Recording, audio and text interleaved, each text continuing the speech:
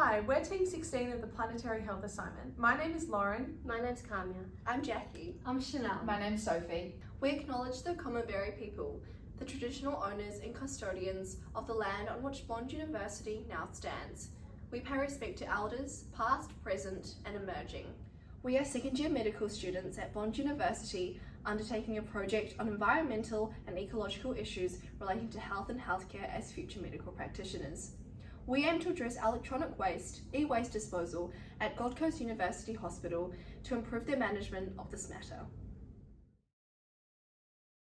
E-waste refers to electronic equipment discarded without the intent of reuse. The inappropriate disposal of e-waste has detrimental impacts on both the environment and our health. According to the Global E-Waste Statistics Partnership, there was a 21% increase in e-waste production from 2014 to 2019. Leading to a 53.6 million metric tonnes of e-waste being generated in 2019. Currently, low-efficiency recycling processes of e-waste involve burning and separating the plastic from the metal elements. The burning plastic results in release of heavy metals, including lead and mercury, into the atmosphere. These heavy metals have a devastating impact on the body as they compromise the immune system. However, it is not just our bodies that get polluted. Inappropriate disposal of e-waste can lead to polluted soil and air, contaminating vegetables, crops and flowers. Thus, e-waste is not just a human problem, but a growing ecological problem too. E-waste machines are constructed from toxic metals such as lead, mercury and cadmium. A study conducted in China found that children living in areas near e-waste disposal reservoirs had elevated lead levels in their blood. Case studies like this also raise the question of environmental justice. What groups in society bear the costs of developed countries' waste generation and disposal? If this is not enough motivation to improve the disposal of e-waste, we could have reduced the carbon dioxide emissions by 83 megatons if we were able to recycle all the e-waste generated in 2019. Evidently, e-waste recycling is a growing concern, not only for the environment and climate change, but for our own bodies. The World Health Organization, WHO Director General, has said that the world is facing a mounting tsunami of e-waste, putting our lives and health at risk. To address this, we must rally to protect the health of our children from this growing threat, just as we rally to protect the seas from microplastic pollution. Another social issue at play is that as many as 12.9 million women are working in the informal waste sector, potentially exposing them and their unborn children to toxic substances. With extensive unmonitored informal dumps and landfills, poorer workers resort to dangerous recycling practices to extract valuable materials. WHO estimates that more than 18 million children as young as 5 years of age are actively engaged in informal recycling of e-waste around the world. The lack of comprehensive e-waste legislation in Australia has led to numerous issues in e-waste management. As the recycling program is focused only on recycling televisions and computers, other categories of e-waste are either being taken to landfill or illegally exported to developing Asian countries.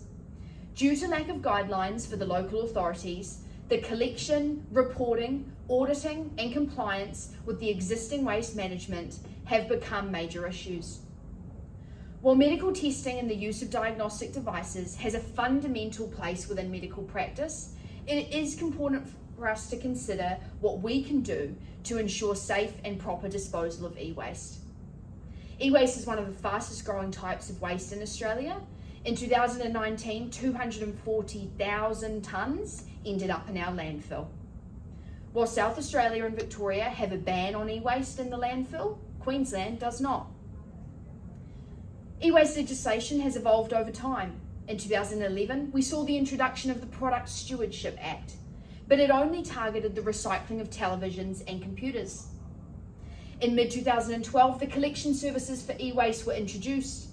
However, a 2016 review revealed some grey areas. This included illegal shipments to low-income Asian and African countries, low recycling targets, and prominent landfilling of e-waste. The newest legislation we abide by is the Recycling and Waste Reduction Act of 2020. Medical equipment that qualifies as e-waste includes measuring equipment such as thermometers and blood pressure meters.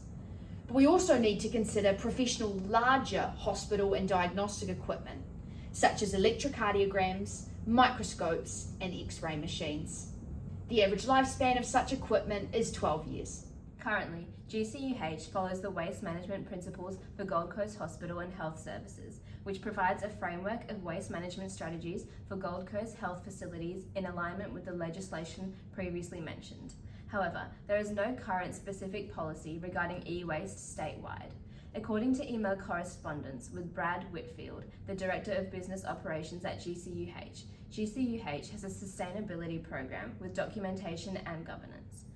There is no centralised system for collection of e-waste at the hospital. Rather, the Digital Transformation Services and ICT departments manage themselves, and other departments employ a contracted waste supplier. Currently, the Clinical Equipment Resource Unit disposes of their own medical equipment. In the future, they aim to implement waste technology to try and reduce the footprint of waste. In terms of equipment owned or leased, our contact at GCUH was unsure of the ratio. Our contacts at GCUH have stated their future plans for waste management and are outlined in the aforementioned principles. This includes accepting duty of care for safe handling and environmentally sound disposal of operations, minimising the environmental, social and health impacts of operations, open to improvement of processes and follow legislation previously mentioned, educate stakeholders to minimise impacts of management of waste, and reduce waste handling and disposal costs without compromising healthcare. The United Nations has outlined a series of Sustainable Development Goals, SDGs, which is a call for action by all countries to promote economic and social well-being while addressing climate change and environmental protection. We are focusing on SDG 13, take urgent action to combat climate change and its impacts, as well as SDG 12, ensure responsible consumption and production patterns. Specifically, our project revolves around Target 12.5, which states that by 2030 there is a substantial reduction of waste generation through prevention, reduction, recycling and reuse. Our proposal targets the recycling and reuse of e-waste breakdown materials. Recycling electronics reduces greenhouse gas emissions, reduces pollution, saves energy and resources by extracting fewer raw materials from the ground. The SDG targets we have identified are important to us as we move into careers within the medical profession, as healthcare practice accounts for a significant contribution of e-waste. Our team has decided that a partnership between GCUH and Substation 33 would be a suitable option within our budget and limitations towards combating the environmental and health impacts of e-waste. This provides GCUH with a convenient disposal and processing system that will encourage commitment to a greener approach of waste disposal and climate change action. The purpose of this collaboration is to reduce the amount of e-waste reaching landfill. Substation 33's responsibility will be to collect the electrical equipment no longer needed by GCUH using direct hospital to e-waste facility transport. With this equipment, Substation 33 will be able to recycle products for their own commercial projects or properly dispose of the equipment in a safe manner. Simultaneously, this partnership will enhance GCUH's e-waste disposal system and improve their methods of recycling. Who is Substation 33? Substation 33 is an e-waste recycling centre established in 2013 that diverts this waste from landfill and instead repurposes the materials. They are a not-for-profit social enterprise under the management of Youth and Family Services, a government-affiliated organisation that is committed to providing support to local people in the form of integrated services and partnerships, counsellors and advisors. Where is Substation 33 located? They are located in Logan, Kingston, Queensland, at a 50-kilometre distance from GCUH. This is a feasible drive for any e-waste materials to be disposed of. Substation 33 additionally organises the on-site collection of e-waste, providing convenience to the partnership. And what does Substation 33 do? They collect machines such as resuscitation equipment, CPAP machines, computers and X-ray machines. And they break these down into the raw materials, which includes copper, iron, aluminium and gold, to be reused or disposed of. And why have we chosen Substation 33? Well, not only does Substation 33 have an established relationship with Princess Alexandra Hospital, we recognise the environmental awareness that this company has. The company's purpose revolves around providing social and economic gain to their surrounding community. They work with volunteers and employees to encourage confidence and skill training in preparation for future employment opportunities. Additionally, we appreciate the commitment of Substation 33 towards circular economy. This is a form of sustainable thinking that aims to integrate waste management and innovative thinking into product development, closing the gap between human production and natural ecosystem cycles. This is a concept that works towards tackling the common goal of reducing climate change and consumption and production of waste, something that is in line with our ultimate objective. Substation 33 works towards implementing reusing, repurposing, and recycling as part of the 5 R's of waste management. In particular, reusing and repurposing e-waste equipment ensures a real use for these materials rather than selling them to landfill or another company with unknown intentions. As mentioned previously, the Princess Alexandra Hospital Waste Management Department has modelled a similar partnership with Substation 33.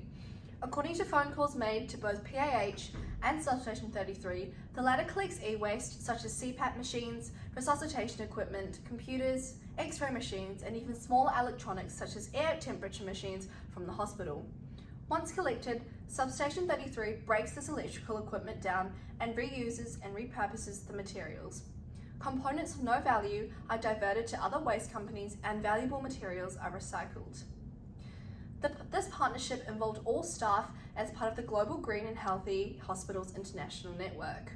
This is an initiative that aims to promote public and environmental health, as well as to reduce the environmental footprint of all healthcare systems and organisations.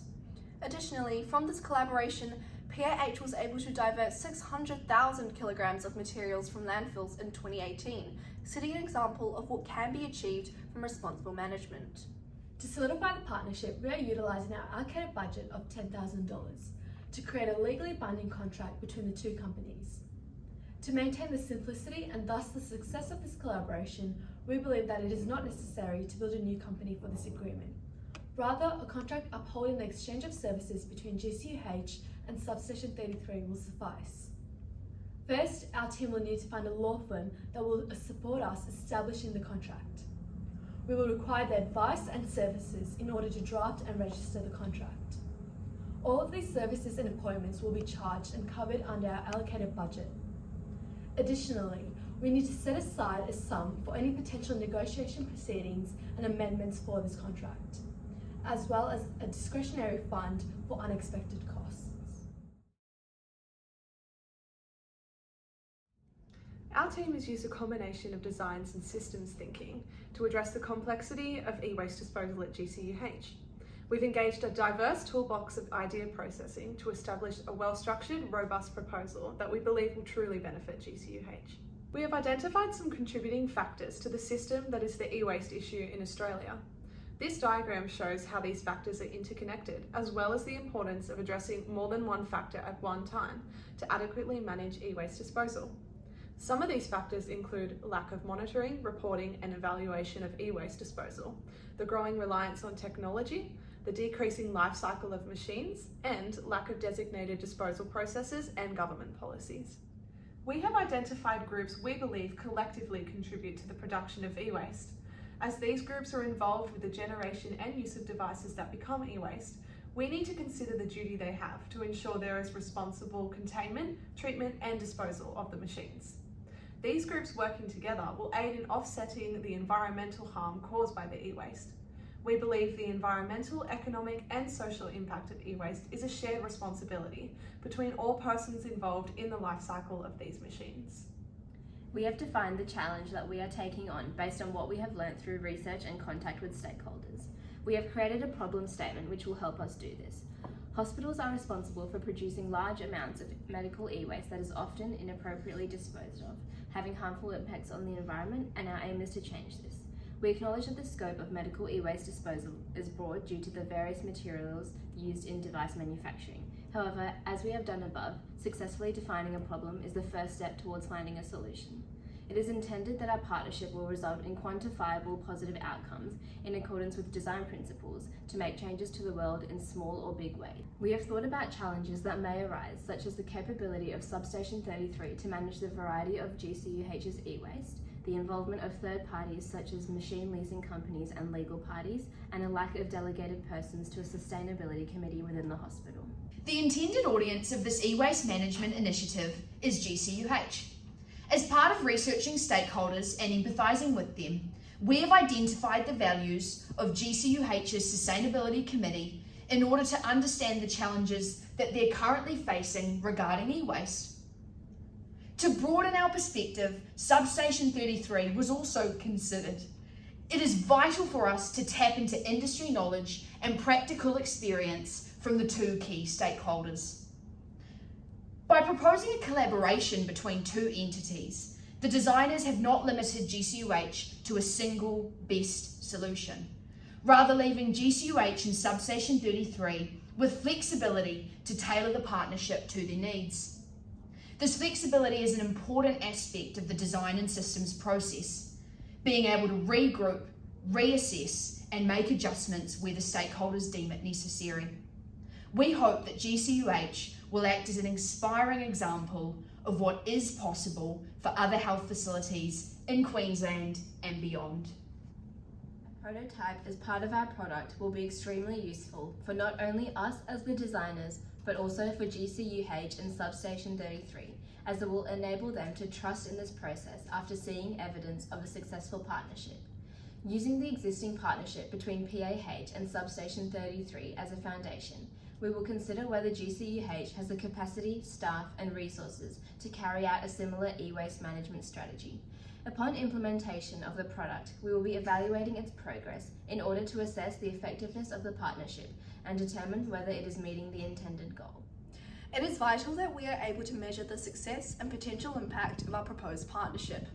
Optimistically, this initiative will ultimately reduce e-waste reaching landfill via diversion to Substation 33 and reduce the amount of toxic materials and heavy metals released into the environment, thereby working towards our goal of SDG 12 and SDG 13. The success of this project can be measured in the hospital's annual statistics and decreased waste production. However, we believe that the longevity of this partnership is also a vital reflection of its success. The survival of this initiative indicates that both parties benefit. Our research indicates that Virginia Mason, a hospital that similarly implemented the use of reprocessed medical devices, saved $3 million over 3 years.